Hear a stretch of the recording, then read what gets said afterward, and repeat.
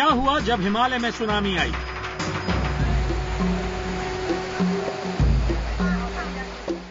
क्या हुआ जब भोले शंकर का केदारनाथ धाम उस सुनामी के बीच आ गया?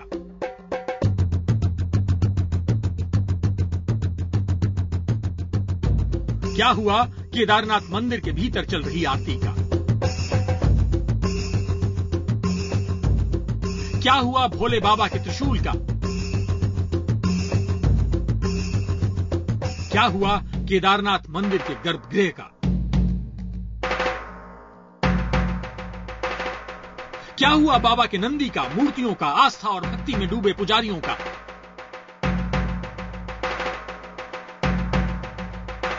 कैसे तिनके की तरह पानी में बह गए श्रद्धालु? कैसे उजड़ गए घर, बिछड़ गए अपने? कैसे तीर्थ स्थल घिर गया बड़े बड़े पत्थरों से?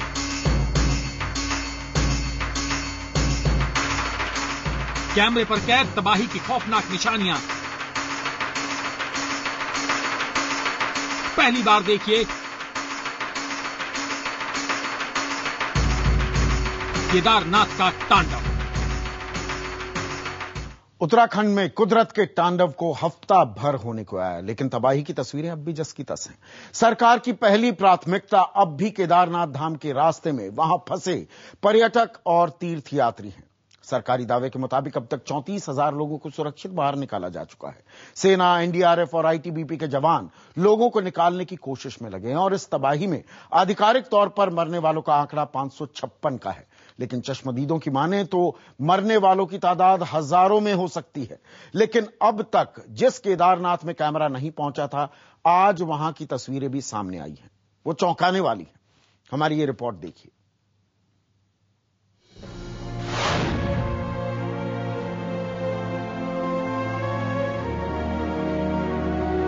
जिस जगह पर हर वक्त 6 से 7 हजार लोग एक साथ नजर आते थे, वहां आज सन्नाटा पसरा है। IBN7 आपको केदारनाथ मंदिर की वो तस्वीरें दिखाने जा रहा है जो आपने पहले कभी नहीं देखी। हेलीकॉप्टर से खींची गई तस्वीरों में जो कुछ धुंधला था, जो कुछ दिखाई नहीं दे रहा था, वो अब कैमरे पर है। ऊंचे पहाड़ों से टूटकर गिरी चट्टानें जब पानी के साथ सैलाब में मिलकर केदारनाथ तक पहुंची तो उन्होंने किसी को भी नहीं छोड़ा।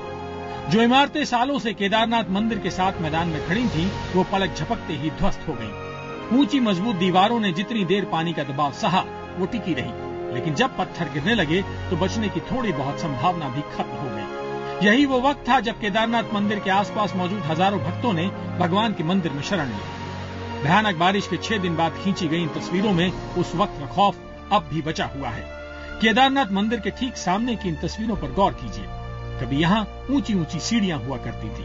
यात्रा के वक्त लोग लाइन लगाकर हर हर महादेव का जय घोष करते हुए मंदिर की तरफ बढ़ते जाते थे। इस बात के लिए खुद को खुशनसीब समझते थे कि मंदिर तक तो पहुंच गए, अब भगवान के दर्शन भी थोड़ी देर में हो ही जाएंगे। लेकिन अब यहाँ एक भी सीढ़ी आपको नजर नहीं आएगी। दरअसल सारी सीढ़ियां मलबे के नीचे दबी हुई हैं। अब एक बार पहले की तस्वीर भी देखिए, कितनी खूबसूरत विशालकाय सीढ़ियां थी, लेकिन अब तो यहाँ का नजारा ही बदल चुका है।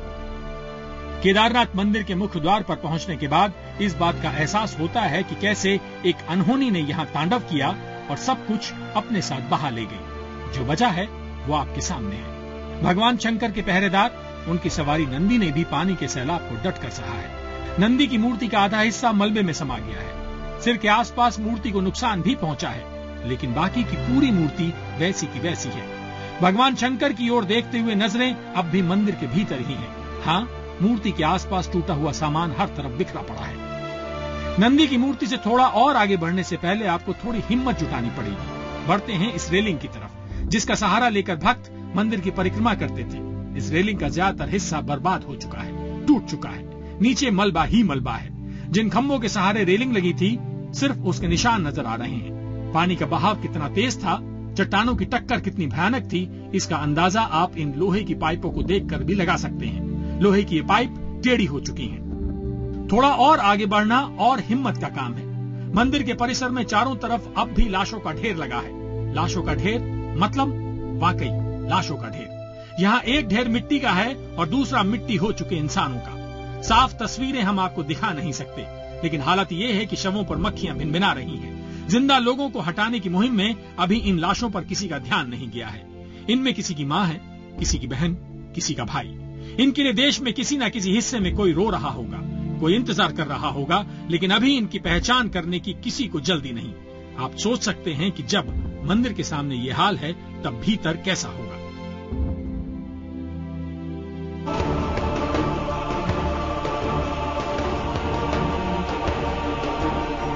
मंदिर के भीतर चलने से पहले मुख्य द्वार की तरफ भी देखिए। कभी इस द्वार पर ताजे सुगंधित फूल लग रहे थे। आज एक हफ्ता हो चुका है, फूलों की लड़ियां टूटकर लटकी हुई हैं। ना कोई बदलने वाला, ना कोई ध्यान ही देने वाला। ऊपर एक सीसीटीवी कैमरा भी अब तक सुरक्षित बचा हुआ है। पानी का बहाव इतना ऊपर नहीं था कि कैमरे को नुकसान पहुंचा पाता, लेकिन मंदिर में तो पानी ने अपने भगवान को झकझोर दिया है। भीतर पहुंचने पर आपको हर तरफ बिखरा हुआ पूजा का सामान नजर आएगा। आपको फिर बता दें कि सैलाब के वक्त मंदिर और आसपास 6 से 7 हजार लोग मौजूद थे। जब लोगों को यह लगने लगा कि वो उन इमारतों में बच नहीं पाएंगे, तो फिर भागते दौड़ते मंदिर के भीतर ही घुस गए। उस वक्त की अफरा तफरी के निशान मंदिर के भीतर अब तक बचे हुए हैं। मंदिर की देखरेख करने वालों के गद्दे, रजाइयां, पूजा का सामान, सब कुछ अस्त व्यस्त हो गया है। पॉलिथीन की इन पन्नियों में शायद लोग पूजा का सामान लेकर आए थे। अब ये हर तरफ बिखरी हुई है। मंदिर में अब मिट्टी का ढेर है, गर्त है, कचरा है। थोड़ा और आगे बढ़ने पर आपको दरवाजे के ऊपर लिखा नजर आएगा, ओम नमो शिवाय। लोग यहाँ पहुंचने के बाद खुद को धन्य मानते थे, क्योंकि इसके आगे ही तो है मंदिर का गर्भगृह। उन्हें लगता था कि अब 4 धाम यात्रा का एक पड़ाव पूरा हो गया है। एक उम्मीद होती थी उनमें, लेकिन अब यहाँ सब कुछ फीका पड़ चुका है। गर्भगृह के दरवाजे पर लिखे श्लोक भी धुंधले पड़ चुके हैं। पूरे मंदिर में सन्नाटा पसरा है। भगवान शंकर के मंत्र, श्लोक, पूजा का कोलाहल, दर्शन के लिए आपाधापी, सब कुछ खत्म हो गया है। अब हर तरफ बिखराव की निशानियां हैं। बिजली के तार टूट चुके हैं, उखड़ गए हैं। गर्भगृह के दरवाजे के पास रखे ये त्रिशूल भी पानी और चट्टानों का वार झेल नहीं पाए। मजबूत पीतल से बने त्रिशूल अब टेढ़े हो चुके हैं। आप उस वक्त का अंदाजा फिर लगाइए। गर्भगृह के पास लोहे की रेलिंग भी अब लगभग खत्म हो चुकी है। इन्हें जोड़ने वाली कड़ियां न जाने कहां गुम हैं। सिर्फ मलबे में धंसे लोहे के पाइप नजर आ रहे हैं। इसी के पास आपको किसी के जूते पड़े हुए नजर आएंगे। आम दिनों में यहाँ तक जूते पहनकर आना गुनाह से कम नहीं, लेकिन जब मौत सामने हो तो फिर कोई नियम कायदा कहाँ रह जाता है।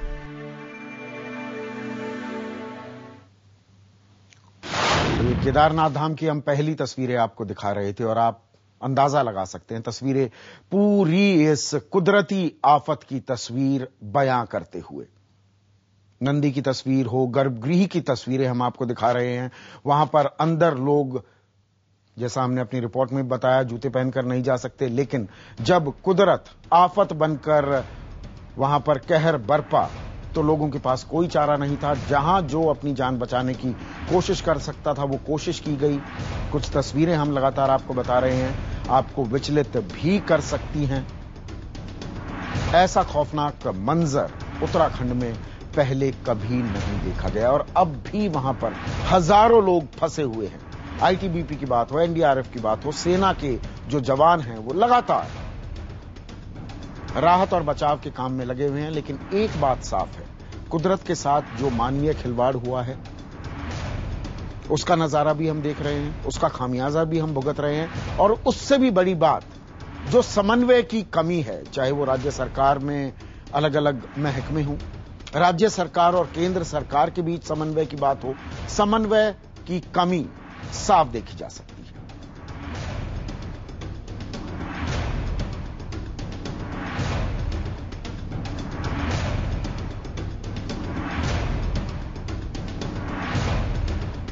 मंदिर में अब आप देख सकते हैं आदि शंकराचार्य की मूर्ति। कहते हैं कि इस रूप में केदारनाथ मंदिर का निर्माण आदि शंकराचार्य ने ही किया था। उनकी मूर्ति पर भी इस त्रासदी के निशान आप साफ देख सकते हैं। ऐसा लगता है कि शायद उनके चेहरे से भी कोई चट्टान टकराई है। जिस आदि शंकराचार्य की मूर्ति पर सिर झुकाकर लोग प्रणाम करते थे, आज वो मूर्ति अपने आसपास तबाही की तस्वीर देख रही है। बिजली के तार यहां भी आपको उखड़े हुए ही नजर आएंगे। इसके बाद अब आपको केदारनाथ मंदिर के भीतर सीधे गर्भगृह की तस्वीर दिखाते हैं। पानी के साथ बहकर मिट्टी ने शिवलिंग को लगभग पूरी तरह ढक लिया है। सिर्फ ऊपर थोड़े से बेलपत्र अब भी बचे हुए नजर आ रहे हैं। ये भी हैरान करने वाला है जिस सैलाब में इंसान तक नहीं बचा, उस सैलाब में अब तक शिवलिंग पर बेलपत्र बचा हुआ है। जबकि इसके ऊपर लगे मंदिर के विशाल घंटे पर भी ध्यान दीजिए, ये घंटा भी थोड़ा टेढ़ा हो चुका है। पानी के साथ बहकर आए पत्थरों ने अपनी चोट इस पर भी की है। गर्भगृह के आसपास आपको एक और मूर्ति मिलेगी। मिट्टी में धंसा हुआ सिर्फ सिर नजर आ रहा है। बाकी शरीर का हिस्सा कहाँ है, कुछ पता नहीं। एक अजीब सी शांति इस चेहरे पर अब भी बनी हुई है। चेहरा खंडित है, पत्थरों की चोट सह चुका है, लेकिन शांत सा है। ऐसा लग रहा है कि मंदिर के भीतर जो कुछ हुआ उसका साक्षात गवाह है। पास ही नंदी की एक और मूर्ति है। पीतल की बनी इस मूर्ति को पानी ने जैसे चमका दिया है। इसे कोई नुकसान नहीं पहुंचा है। हाँ, मंदिर के भीतर की दीवारें उखड़ गई हैं, उन पर बने चित्रों को जबरदस्त नुकसान पहुंचा है। ये वही जगह है जहां हर साल 50 लाख से ज्यादा लोग दर्शन करने के लिए आते हैं। सिर्फ कुछ सेकंड के लिए यहां पहुंचने को धन्य माना जाता है। लेकिन अब यहाँ हर तरफ एक भयानक सन्नाटा पसरा हुआ है। मंदिर के भीतर जितना सन्नाटा है, उतना ही बाहर भी। इस सन्नाटे के बीच यहाँ लगातार ठंडी हवा चल रही है। ये भी दिलचस्प है कि केदारनाथ के कलश पर लगी पताका पूरी तरह सुरक्षित है। बड़ी बड़ी चट्टानें उसके पास से गुजर गईं, लेकिन वो अब भी उसी तरह हवा के साथ कंधे से कंधा मिलाकर चल रही है, बह रही है। जबकि आसपास का हाल शब्दों में कहना मुश्किल है। ये आखिरी तस्वीर देखिए। ये आखिरी तस्वीर अपने आप बहुत कुछ कह रही है। इस जगह पर इंसानों के पूरी तरह उजड़ जाने के बाद, तबाह हो जाने के बाद, अब यहाँ सिर्फ जानवर ही हैं जो बचे हैं, जो इस बर्बादी के बीच भी अब जिंदगी तलाश रहे हैं। केदारनाथ उत्तराखंड में आई आफत की हर तस्वीर बयां करता है। तीर्थ स्थान केदारनाथ, जहां सबसे ज्यादा लोगों के मरने की आशंका है। केदारनाथ, जहां अभी तक मीडिया के कैमरे नहीं पहुंच पाए थे, वहां पहुंचा हमारे सहयोगी चैनल CNN IBN का कैमरा। एयरफोर्स की मदद से CNN IBN रिपोर्टर मेरी सहयोगी अनुभा भोसले केदारनाथ पहुंची और वहां पर जीने के लिए संघर्ष कर रहे लोगों से हमने बात की, उनकी परेशानियों को जाना। देखिए ये एक्सक्लूसिव रिपोर्ट।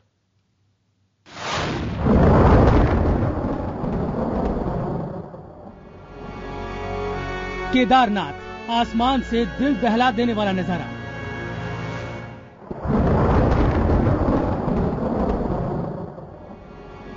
केदारनाथ, जमीन पर कई दिन से जिंदगी से जूझते लोग। बहुत तकलीफ हो गई हमारा, खाना पीना कोई नहीं, बरसात में घूम रहे। It's a very horrible situation. सरकार बिल्कुल ध्यान नहीं दे रही है। यहाँ पे हमारे कुछ लोग वहाँ फंसे हैं, कुछ लोग इधर फंसे हैं। मैम, आपको एक भी पॉइंट मिस नहीं करना है जो अभी आपने डिटेल मिस नहीं करना है। केदारनाथ की पवित्र धरती तबाह हो गई, बर्बाद हो गई। IBN 7 के सहयोगी चैनल CNN IBN की रिपोर्टर अनुभा भोसले ने इन तस्वीरों को अपनी आंखों से देखा, लोगों से बात की। स्थिति बहुत ही भयावह, खौफनाक। गवर्नमेंट कोई हेल्प नहीं कर रही है। जिस पर देखा जा रहा है, शटल आ रही है तो 12 o'clock 1 o'clock पैकअप हो रहा है हेलीकॉप्टर का। एयरफोर्स का हेलीकॉप्टर तैयार था केदारनाथ जाने को। इस टीम के साथ हम भी सवार हुए हेलीकॉप्टर में। मकसद था उन चेहरों की तलाश करना जिनके परिवार घर पर बैठे उनका इंतजार कर रहे हैं, जो नहीं जानते कि केदारनाथ में उनके अपनों के साथ क्या हुआ। हम उन लोगों के चेहरे अपने कैमरे में कैद करना चाहते थे जो अब तक गुमशुदा की लिस्ट में थे। हेलीकॉप्टर में NDRF की टीम भी खाने पीने और तमाम राहत सामग्री के साथ सवार हुई। आसमान से पता चलता है कि बारिश ने कैसी तबाही मचाई है। हमारा पहला पड़ाव था गुप्तकाशी, जहां महज कुछ मिनटों का वक्त था हमारे पास। हमने गुप्तकाशी में लोगों का हाल जाना। ये वो लोग थे जो केदारनाथ से बचाए गए थे। पूरा गांव पूरे चले गए, कोई देखने एक भी नहीं बचा, पूरा गांव। आपके ग्रुप में कितने लोग थे? हमारा 19 आए, उसमें से 3 बच्चे पहाड़ में फंस गया। वो पहाड़ों में ऐसा चले गए थे। कहाँ फंस गई थी? केदारनाथ में। तो पिछले 5 दिनों में क्या क्या खाने को नहीं मिला? पीने के नहीं। वक्त कम था, हमें केदारनाथ की तरफ जाना था। हेलीकॉप्टर में हम सवार हो गए। कुछ ही मिनटों में हम केदारनाथ के आसमान पर थे। नीचे केदार धाम नजर आ रहा था, वो मंदिर जो करोड़ों की आस्था का केंद्र है, लेकिन इस वक्त मलबे से लदा हुआ। आसपास कुछ भी नहीं बचा, नीचे मरघट सा सन्नाटा था। जब भी कोई हेलीकॉप्टर आता है, लोगों की जान में जान आती है, इस उम्मीद में कि वो अब बचा लिए जाएंगे।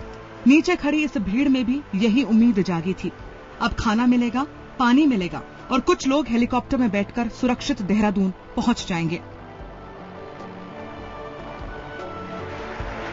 इस पहाड़ पर हेलीकॉप्टर उतारना आसान नहीं है, लेकिन जब सवाल लोगों की जिंदगी का हो तो जोखिम उठाना पड़ता है। केदारनाथ की एक ऊंची पहाड़ी पर हेलीकॉप्टर उतारा गया। यहाँ एनडीआरएफ की टीम पहले से ही इकट्ठा किए गए लोगों के साथ मौजूद थी। हम केदारनाथ की धरती पर थे, उस धार्मिक स्थान पर जहाँ इस मौसम में हजारों श्रद्धालुओं की भीड़ होती है। लेकिन इस वक्त मेरे सामने वो लोग थे जो किस्मत से जिंदा बच गए थे। 16 और 17 जून को बादल फटने, भूस्खलन, हिमखंड टूटने और बाढ़ आने के बावजूद इनकी जान बच गई थी। कई दिनों से भूखे रहने और हर तरह का संघर्ष करने के बाद ये जिंदगी की जंग जीते थे। ये जिंदा हैं। आप लोग यहाँ पे कितने समय से हैं? हमें आप यहाँ पे मैडम 5वां दिन है। छठवां दिन है सॉरी। अच्छा 5-6 दिन हो गए हैं।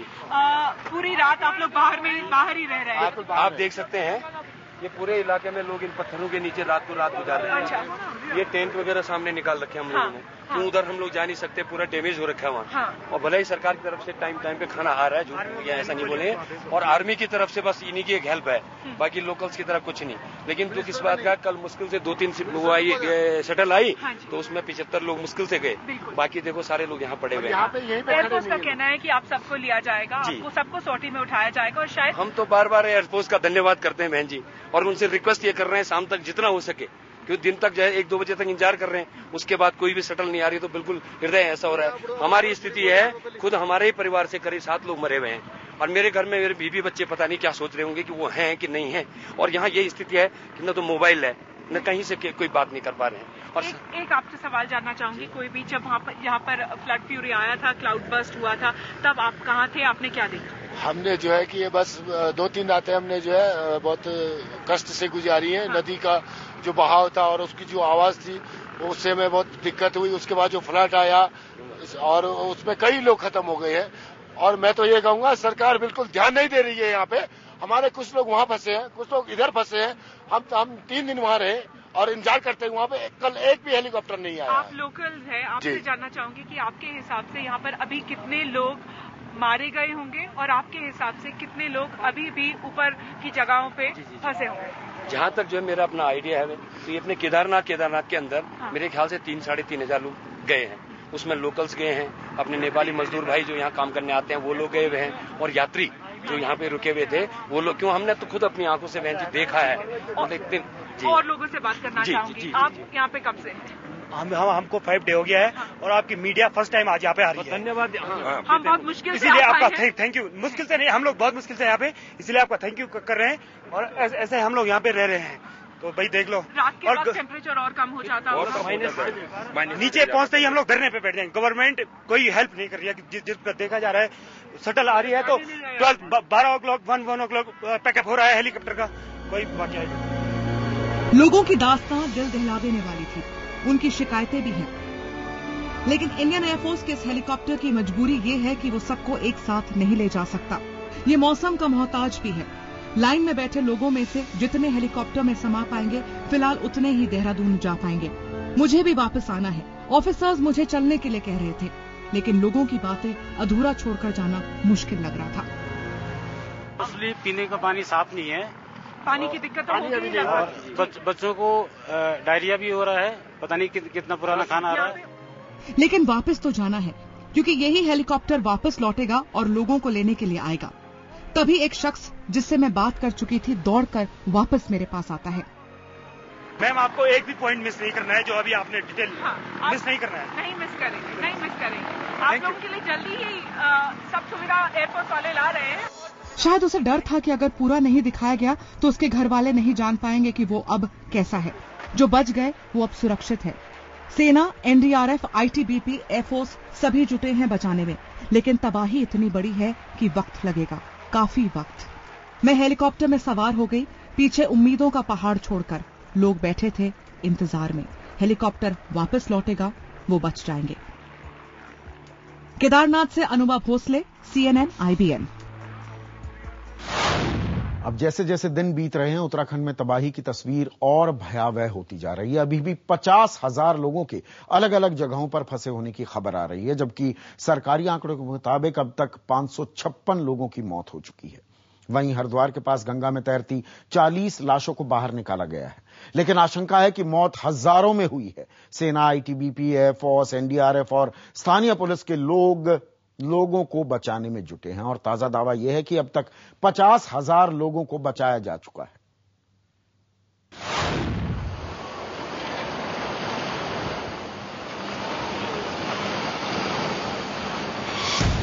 उत्तराखंड में 16 जून को बारिश हुई, 17 जून को भी बारिश होती रही और 2 दिनों की इस लगातार बारिश ने क्या किया। मेरे बच्चों को भेजो बेटा, कैसे वो मेरी भाई बाहर खड़ी है, माँ बाहर खड़ी है।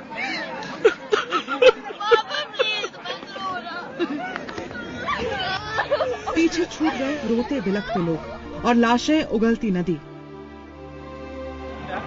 ये तस्वीर हरिद्वार की है, जहां गंगा से 40 लाशें निकाली गई और इसी के साथ राज्य सरकार ने मरने वालों का आंकड़ा बढ़ा दिया। लेकिन वो हजारों लोग जो अभी भी लापता हैं, उनका क्या? हरसिल के मिलिट्री एस्टैब्लिशमेंट के अंदर तकरीबन 1000 लोग वहां पर हैं और कुछ लोग आसपास के गांव में रह रहे हैं। उनके बारे में उनको तलाशा जा रहा है, उनको ढूंढा जा रहा है। सेना भरोसा दे रही है कि अब कोई नहीं मरेगा। राहत कार्य जारी है। अब तक 50,000 से ज्यादा लोगों को बचाया जा चुका है, लेकिन हादसे के इतने दिनों बाद भी राहत की सुस्त चाल पर लोगों का गुस्सा बढ़ता जा रहा है। सेना, आईटीबीपी, एयरफोर्स, एसएसबी और एनडीआरएफ तो राहत के कामों में जुटी है, लेकिन इस पूरे हादसे पर राज्य सरकार और सरकार के लोगों के रवैये से लोग हैरान और परेशान हैं। उत्तराखंड के आपदा प्रबंधन मंत्री ऐसे ही कुछ लोगों से घिरे नजर आ रहे हैं। ये लापता हो चुके लोगों के रिश्तेदार हैं। हालात आप देख ही रहे हैं, कितना लोगों में नाराजगी है, गुस्सा है और गुस्सा वाजिब भी है। अभी तक काफी लोग लापता है, जिनकी संख्या हजारों में है। पिछले 5 दिन से खाना और दवाइयां भी उपलब्ध नहीं हो पा रही हैं। हम जो स्वास्थ्य मंत्री के नाम सुनील सिंह नेगी से मिले, उन्होंने भी वैक्सीन वगैरह कर दिया, लेकिन वहाँ पे मिलिट्री फोर्स नहीं पहुंच पाई है। कि जो लोग गुप्त काशी पहुंच रहे हैं उनकी लिस्ट प्रकाशित की जाए, जो लोग पाटा पहुंच रहे हैं उनकी लिस्ट प्रकाशित की जाए, जो लोग हॉस्पिटल में एडमिट हैं उनकी लिस्ट प्रकाशित की जाए। अब हजारों लोग बताते हैं पाटा के अंदर है, हजारों लोग आपके वहाँ गुप्त काशी के अंदर है, तो यहाँ लोग बेचैन रहेंगे नहीं। आपदा का प्रबंधन कैसे हो? 2 दिन बाद तक सरकार आसमान से टूटे इस आफत का सही अंदाजा तक नहीं लगा पाई थी। जब तक अंदाजा लगा तब तक और देर हो चुकी थी। उत्तराखंड पर बड़ी आफत टूटी थी, इसके बावजूद सेना को बुलाने में देर की गई। राहत कार्य में लगे हेलीकॉप्टर्स महज 10 से 12 की संख्या में थे। मीडिया में गुमशुदा लोगों का शोर मचा तो सब जागे। अभी भी हजारों लोगों को बचाने के काम में महज 55 हेलीकॉप्टर्स लगे हुए हैं, जिसमें सेना के Mi-26 हेलीकॉप्टर्स भी शामिल हैं। जाहिर है, राज्य सरकार जिसने 2007 में आपदा प्रबंधन के नाम पर एक नए विभाग आपदा प्रबंधन प्राधिकरण का गठन किया था, उसने अपने काम को ठीक तरीके से अंजाम नहीं दिया। कैग रिपोर्ट की माने तो प्राधिकरण के अफसरों ने आज तक कोई बैठक ही नहीं की है। इनके पास आज तक कोई रणनीति नहीं है और न ही कोई साधन जुटा पाए हैं। मैं इन सब बातों पर इस समय कमेंट नहीं करना चाहूंगा। मैं इतना ही कहना चाहूंगा कि पूरी सामर्थ्य भर वहां पर बचाव कार्य चलाया जा रहा है। हमारे सामने सबसे बड़ा प्रश्न है, जो हजारों लोग वहां पर फंसे हुए हैं, हम उनकी को। राज्य सरकार अब खुद को कुदरत के कहर के आगे मजबूर बताने में जुटी है। मुख्यमंत्री विजय भगोना ये बता नहीं पा रहे हैं कि आखिर उन्होंने आपदा प्रबंधन के नाम पर सेना और दूसरे अर्धसैनिक बलों के सहारे के अलावा खुद अपनी सरकारी मशीनरी को कैसे इस काम में लगाया है। सेना तो बचा रही है, लेकिन राज्य सरकार के अफसर तो सूचनाएं तक नहीं दे पा रहे हैं। राज्य के सैकड़ों गांव हैं जिनसे अभी तक संपर्क नहीं किया जा सका है। 796 सड़कें बंद है। देहरादून समेत ज्यादातर इलाकों में पेयजल व्यवस्था ठप है। उत्तरकाशी, रुद्रप्रयाग, बद्रीनाथ में पेट्रोल और डीजल खत्म होने को है। अब जनता गुस्से में आ रही है। नेताओं को कई जगहों पर विरोध का सामना भी करना पड़ रहा है, लेकिन क्या इन मौतों और नाराजगी से सरकार और सरकारी बाबुओं को कोई फर्क पड़ता है? मौसमी सिंह के साथ स्मिता शर्मा, देहरादून, IBN 7। और अगर उत्तराखंड हादसे से जुड़ी कोई भी तस्वीर या वीडियो आपके पास है तो आप हमें भेज सकते हैं। लॉगिन कीजिए हमारे ईमेल आईडी पर editor@ibnkhabar.com पर भेज दीजिए।